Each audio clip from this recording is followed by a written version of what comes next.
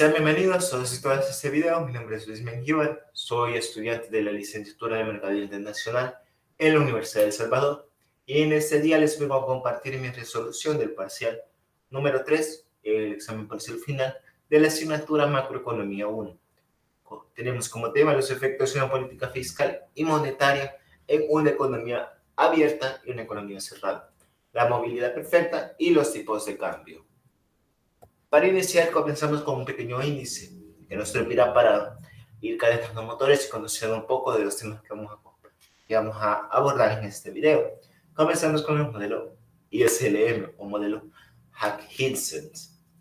Este modelo lo que nos va a explicar o por qué lo vamos a abordar en este video es porque a través de ese modelo vamos a hacer las representaciones de las variaciones de las políticas o de las afecciones de la política en la economía cerrada. Como ya sabemos, el modelo ISLM funciona para representar a una economía cerrada y por consiguiente también tenemos el modelo Mendel-Fleming que sirve como un complemento del modelo ISLM y que nos muestra una vista de una economía abierta, de una vista macroeconómica. Continuamos con las definiciones de política monetaria y fiscal, sus respectivas políticas o instrumentos, los tipos que vamos a poder encontrar, y luego empezamos en materia, los efectos de la aplicación. Los efectos de la aplicación en la política fiscal y monetaria, tanto para una economía cerrada como para una economía abierta. Cabe recalcar que para una economía abierta ya vamos a ver que va a afectar tanto el tipo de cambio, puede ser flexible o fijo, y que va a entrar la movilidad perfecta de capital. Como número 5 tenemos los casos especiales, que en este caso, por el análisis propio del tema, creo que cabe recalcar o cabe abordar esos dos casos especiales que les voy a presentar el día de hoy, que son el efecto de expulsión y el subsidio a la inversión, ya que son dos temas muy allegados a lo que es las políticas fiscales en economías cerradas y son casos que se pueden dar en una economía, no que los vamos a ver con cotidianidad, pero que en ciertas ocasiones, en ciertas situaciones, nos podemos encontrar. Y para finalizar con unas conclusiones. Comenzamos con lo que es el modelo ISLM o el modelo Hack-Hinson. Este modelo nos da una representación de lo que es una economía cerrada y nos muestra las variaciones que tenemos en ingreso y producción en comparación con la tasa de interés. Como vemos, en un eje tenemos la tasa de interés y en otro eje tenemos el ingreso y producción. Esa representación que nosotros podemos ver en la presentación que les estoy proporcionando, vemos que esta economía está en un equilibrio. ¿Qué es el equilibrio? Es aquel punto en el cual el mercado está en completa armonía o que la oferta es igual a la demanda. Ya vamos a ver eso más adelante. Como vemos, la curva S representa el equilibrio en el mercado de bienes y la curva LM representa el equilibrio en el mercado de dinero. Vamos a ver más adelante que para el caso de las economías cerradas, la curva IS se va a mover cada vez que apliquemos una política fiscal y la curva LM se va a mover cada vez que apliquemos una política monetaria. Ahí, en la parte de abajo podemos ver lo que es la función del ingreso o producción, también llamada, que es el multiplicador del gasto, que lo tenemos abajo, por la diferencia entre el gasto autónomo menos la sensibilidad de la tasa de interés por la tasa de interés. Vamos con el modelo Mendel-Fleming. El modelo Mendel-Fleming es un modelo que fue planteado por los dos economistas que presenta o es presentado como un complemento al modelo ISLM, que nos da una vista más macroeconómica, como ya les estaba mencionando, que nos muestra cómo varía con ciertas variaciones, cabe marcar la redundancia, en ciertos indicadores, cómo varía en una economía abierta. La curva IS representa nuevamente el equilibrio en el mercado de bienes y la curva RM representa la relación entre la liquidez y el dinero. Igualmente, como en el mismo caso del modelo ISLM, la IS se va a mover con las políticas fiscales, la LM con las políticas financieras, pero vemos esa línea azul, que es nueva, que no la vemos en el esquema en el modelo IS, en el modelo ISLM. ¿Qué es esa línea azul que representa?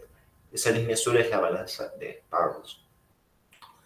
La balanza de pagos se añade en este modelo para darnos esa vista macroeconómica. Como ya sabemos, la balanza de pagos es aquel modelo, aquella representación que nos da de la situación económica de un país, ya sea un déficit o un superávit.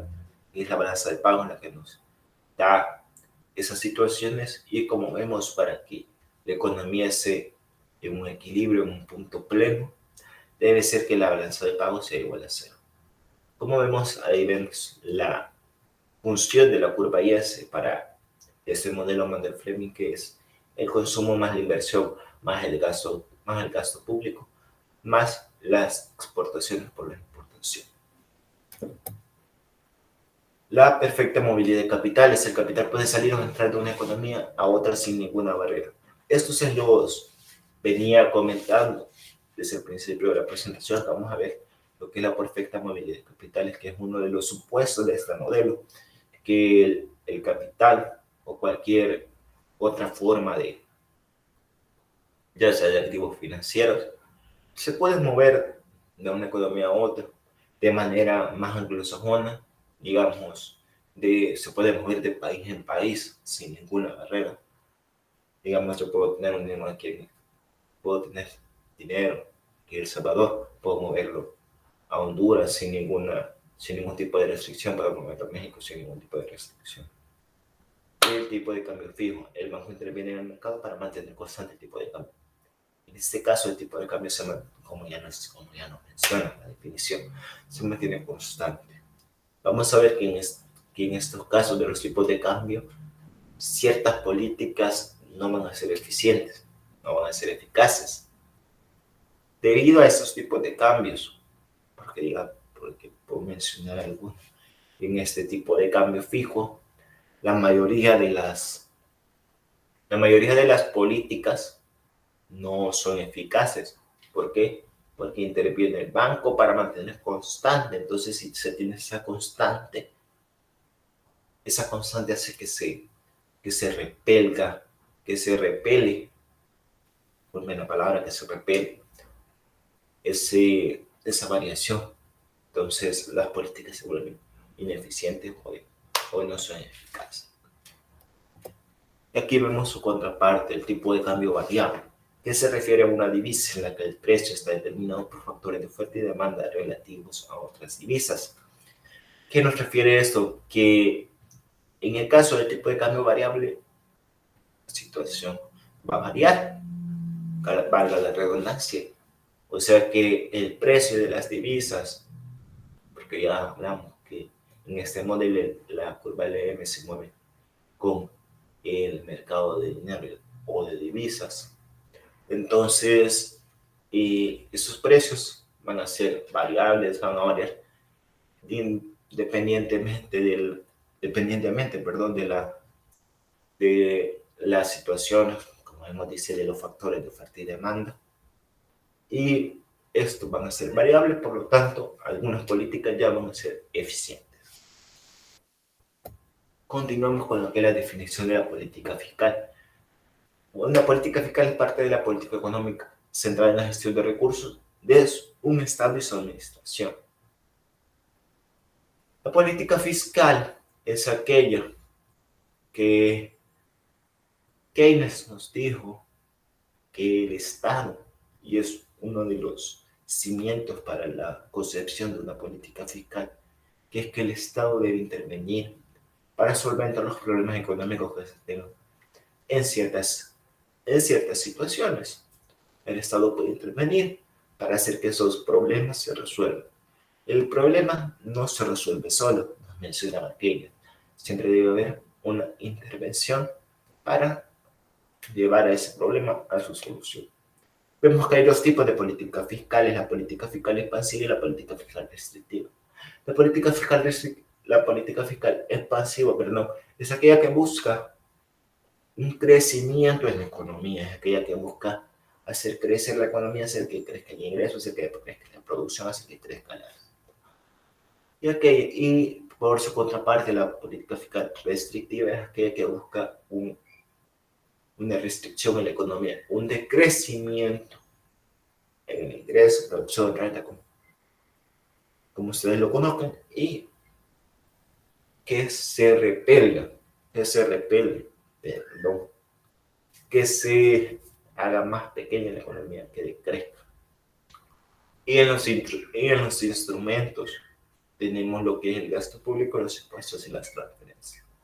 Vamos a ver que la mayoría de información que se presente más adelante en esta presentación, vamos a ver que solo se va a ver más que todo gasto público y impuestos, ya que la fuente principal de bibliografía para esta investigación es los textos de Donald Bush y Rudiger sobre macroeconomía. Y por lo tanto, por la influencia de esos autores, ellos no presentan transferencias en sus modelos o en sus representaciones de los modelos. Por lo tanto, en esa presentación vamos a ver más que todo gasto público e impuestos. La definición de una política monetaria. La política monetaria es la disciplina de la política económica que controla los factores monetarios para garantizar la estabilidad de precios y el crecimiento económico. Como siempre, ya sabemos que hay dos tipos, expansiva y restrictiva, que se comparten. Y de manera igual a las políticas fiscales. Los instrumentos que en este caso cambian, que sería la cantidad de dinero en circulación y la tasa de interés. Como ya vemos, la política monetaria se centra más que todo, como ya su nombre lo indica, en el dinero, la moneda, la divisa. Continuamos con los efectos de la aplicación y entramos en materia. Comenzamos con lo que es una política fiscal en una economía cerrada. Vemos que la política fiscal expansiva lo que hace es reducir los impuestos e incrementar el gasto público. Una fuente bibliográfica externa a los textos que les mencioné antes nos dice que una de las políticas fiscales expansivas más utilizadas en el ámbito político es la reducción de impuestos, porque el gobierno no le favorece incrementar su gasto público y porque al político le conviene más a su imagen. Ya sabemos, la política se vende a la imagen. Le conviene más reducir los impuestos para ganar puntos con la población, como decimos nosotros. Entonces vemos la representación de esta política, que vemos que del punto E, del punto de equilibrio eje, pasa al punto de equilibrio E sub 1, del punto de interés, estábamos en I sub 0, pasa a I sub 1, y del ingreso o producción pasa de I sub 0 a I sub 1. Vemos que solo se mueve la curva S hacia la derecha. Vemos que solo se mueve la curva S. Como ya les había mencionado, la política fiscal lo único que hace es mover la curva S. Continuamos con lo que es una política fiscal restrictiva, en este caso lo contrario. Reducimos el gasto público, incrementamos los impuestos. ¿Qué pasa en este caso? Pasa absolutamente lo contrario. Vemos que incluso podrían decir que se repite la misma gráfica, pero no. En este caso del punto E, que vemos que está en un punto más arriba, en un punto muy arriba de intereses, en un punto un poco más arriba de ingresos. Vemos que baja al punto de sub 1, donde el ingreso es mucho menor y la tasa de interés está igualmente mucho menor. Con eso concluiríamos los efectos de las aplicaciones en una economía cerrada. Comenzamos con lo que es la aplicación de las políticas monetarias en una economía abierta. Disculpen el caso, que en este caso vamos a ver las políticas monetarias para una economía cerrada. Disculpen, fue mi error. Vemos lo que es una política monetaria expansiva para una economía cerrada. Aumento del dinero en circulación y disminución de la tasa de interés. Ahí está dando la fórmula o la ecuación de la demanda agregada, que sabemos que la demanda agregada es igual al ingreso, y vemos que las variaciones de la disminución de la tasa de interés, el aumento del consumo y el aumento de los impuestos o del ingreso o del dinero en circulación nos da un aumento de la demanda agregada y un aumento del ingreso. Entonces vemos que la tasa de interés baja, como ya nos decía, lo que es la definición: la tasa de interés baja, el ingreso sube, la LM se desplaza hacia la derecha, y vemos un efecto de la política monetaria en lo que es una economía cerrada. Continuamos con lo que es una política monetaria contractiva. En este caso, la política monetaria contractiva es aquella que disminuye el dinero en circulación y aumenta la tasa de interés. Vemos, como siempre, sus respectivas ecuaciones y sus respectivas variaciones. Visualizamos en la gráfica que ahora, en vez de crecer, vamos a decrecer. En este caso, vamos a pasar del punto E de equilibrio al punto E sub 1. Vemos que decrece el ingreso y aumenta la tasa de interés, como bien nos dice la definición, y que en este caso la variación o el cambio, el desplazamiento de la LM va a ser hacia la izquierda. Continuamos con lo que es una política fiscal en una economía abierta. Aquí cambia el esquema. Como vemos, ya aplicamos lo que es el modelo Mundell-Fleming. Vemos que ya tenemos la balanza de pago representada en la gráfica, y vamos a ver qué pasa si aplicamos una política fiscal expansiva con tipo de cambio flexible. En este caso va a subir el ingreso, va a bajar en la inversión, va a bajar la demanda agregada y va a bajar el ingreso. Pero también vemos que el interés nacional, que está representado por I, va a ser mayor que el ingreso foráneo. Entonces, la representación de una política fiscal expansiva en una economía abierta con un tipo de cambio flexible es hacia arriba. Ahí es, en vez de moverse, como ya vimos en las políticas para economías cerradas, que se mueven hacia los lados, en este caso se va a mover hacia arriba. Entonces vamos a tener que del punto A de equilibrio vamos a pasar al punto B de equilibrio. ¿Pero qué? Esta economía se vuelve, o esta política se vuelve ineficaz, porque vemos que tenemos la balanza de pagos. Entonces, si nosotros subimos hacia el punto B la balanza de pagos, ya no sería en el punto cero, ya no sería en el punto de equilibrio de la balanza de pagos. Entonces, en ese caso tendríamos un problema, y eso vuelve que la política fiscal se vuelva ineficiente. Esto de ineficiente, de eficaz e ineficaz, lo vamos a ver más adelante. Lo que es, vamos a ver ahora una política monetaria expansiva con tipo de cambio flexible para una economía. En este caso vemos que la oferta de dinero es mayor que la demanda de dinero, por lo que no hay un exceso de oferta. Entonces, que vemos que del punto A de equilibrio vamos a pasar al punto B de equilibrio, a bajar el interés del sector externo del mercado monetario y del mercado de bienes. Igualmente, como decíamos en el anterior, decrece la economía, pero igualmente salimos de ese punto de equilibrio que se tiene en la balanza de pagos. Vamos a ver lo que es el ajuste de las políticas expansivas en una economía cerrada. Como ya sabemos lo que pasa cuando aplicamos ambas políticas, tanto monetaria como fiscal, que en este caso las dos van a ser expansivas En este cuadro podemos ver las diferentes variaciones o los resultados que vamos a tener en el ingreso y en la tasa de interés cuando se aplican este tipo de políticas. Entonces, ¿qué queremos saber? Queremos saber el ajuste de las políticas expansivas en una economía cerrada.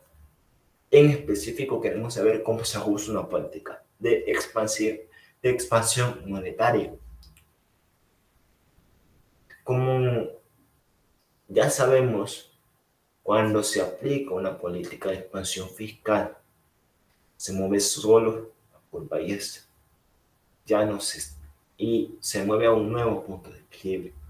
¿Cómo hacemos para que la LM se mueva a ese nuevo punto de equilibrio y un nuevo punto de equilibrio en la economía? A través de un ajuste con una expansión monetaria. Si nosotros aplicamos una política de expansión fiscal, necesitamos un ajuste, una acomodación de la política monetaria para que se llegue a un nuevo equilibrio. Y ese se llama, o ese método se llama, necesitamos una monetización del déficit.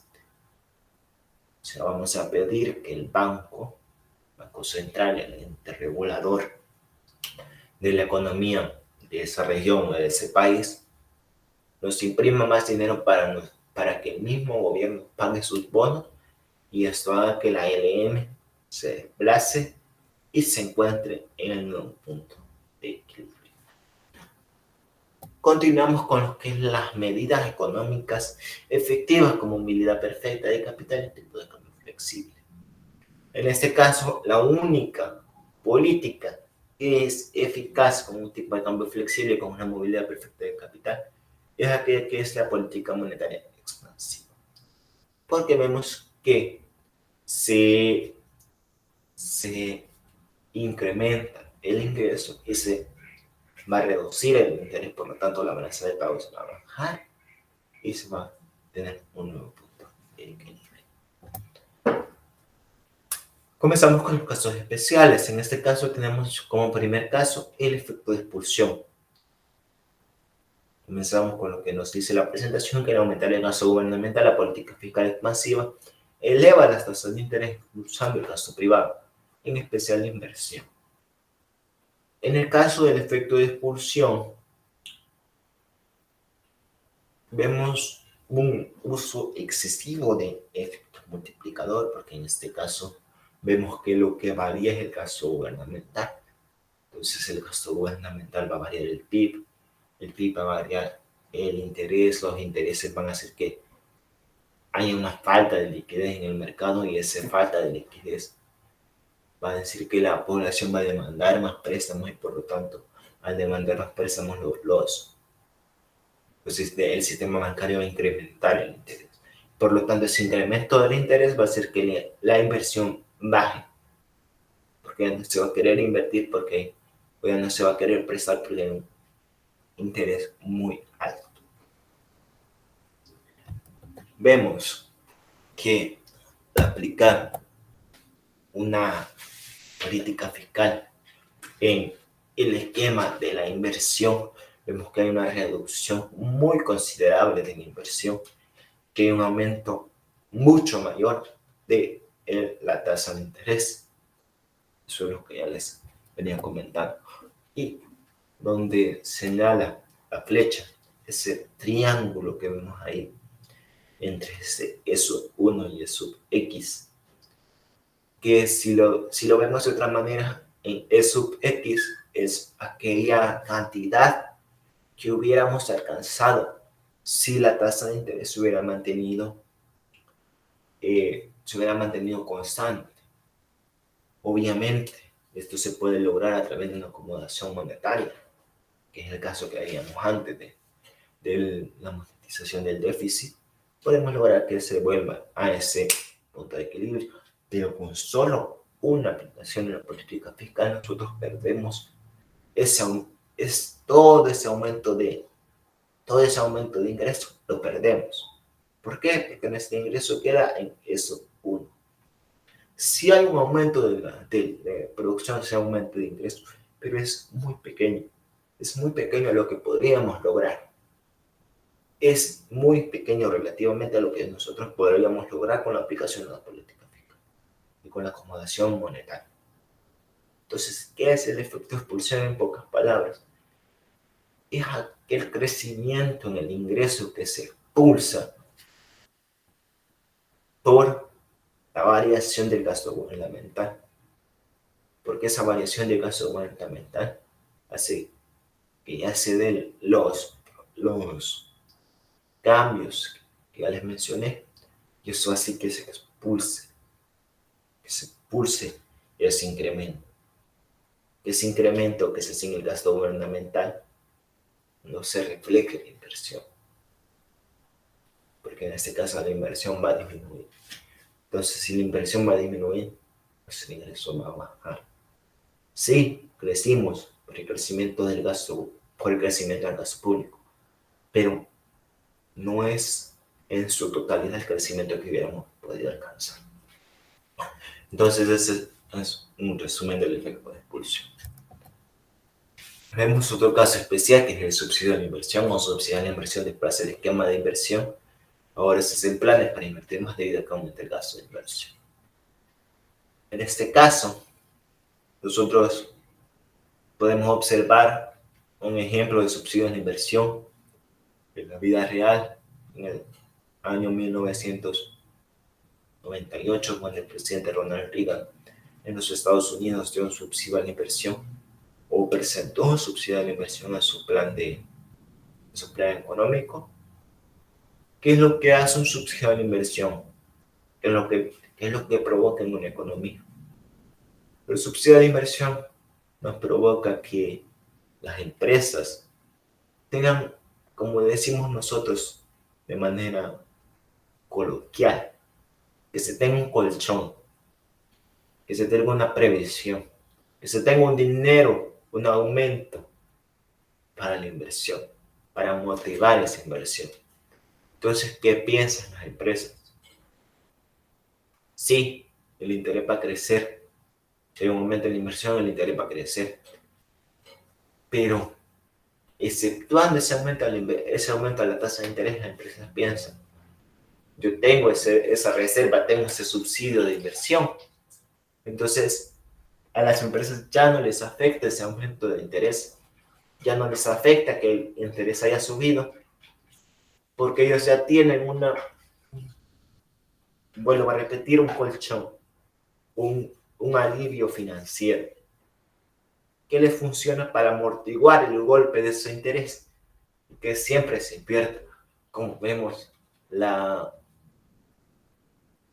el efecto en el modelo ISLM, que vemos que al mismo aumento de la tasa de interés, que vemos que es un aumento muy alto, se da un ingreso aún mayor de la economía, se da un crecimiento mayor de la economía que lo que vemos del crecimiento de la inversión. ¿Por qué? Porque aquí se aplica el efecto multiplicador que les mencionaba mucho anteriormente, que es que a una pequeña variación de uno de los agregados, de uno de los indicadores, la economía va a crecer mucho más que esa variación. Entonces aquí lo vemos bien reflejado en esta representación. La inversión crece muy pequeña, muy mínimamente, y que el ingreso crece de una manera más grande o a una mayor proporción. Y para concluir, nos menciona que el modelo ISLM muestra la relación entre los tipos de interés y la producción real en el mercado de bienes y en el mercado de dinero, y puede variar dependiendo de las situaciones. Como ya sabemos, la economía siempre va a variar, siempre va a estar en constante cambio, debido a que siempre se va a dar variaciones, siempre se va a dar, digamos, un decrecimiento o un crecimiento dependiendo de las situaciones que estemos viviendo. El modelo Mondel-Fleming es en esencia un modelo ISLM, solo añadiendo la balanza de Tausch. Como ya les mencionaba, el modelo Mondel-Fleming sirve como una extensión del modelo ISLM, pero ya con una visión más macroeconómica, y se utiliza para representar variaciones en las economías abiertas. La política fiscal y monetaria para una economía cerrada, siempre y cuando se cumplan sus condiciones, darán los resultados esperados. Como ya vimos, en una economía cerrada, esto no varía. La política fiscal y la política monetaria siempre dan los resultados que queremos, más que todo cuando se acompaña de una acomodación de su contraparte, digamos, como vimos en el caso de la monetización del déficit, que una política fiscal necesita una acomodación monetaria para llegar a un nuevo punto de equilibrio. Y la efectividad de las políticas fiscales monetarias expansivas en una economía abierta depende de los tipos de cambio. Como vimos, algunas pueden ser no eficientes, algunas pueden ser eficaces, algunas pueden ser eficientes, pero eso va a depender de los tipos de cambio. Bueno, eso sería todo por mi parte. Hasta aquí llegaríamos con este tema. Espero que este video pueda servirles. Espero que se haya comprendido muy bien los temas que hemos abordado. Y espero que haya sido de provecho para cada uno de los que vean este video. Hasta aquí llegaremos el día de hoy. Nos veremos en otra oportunidad.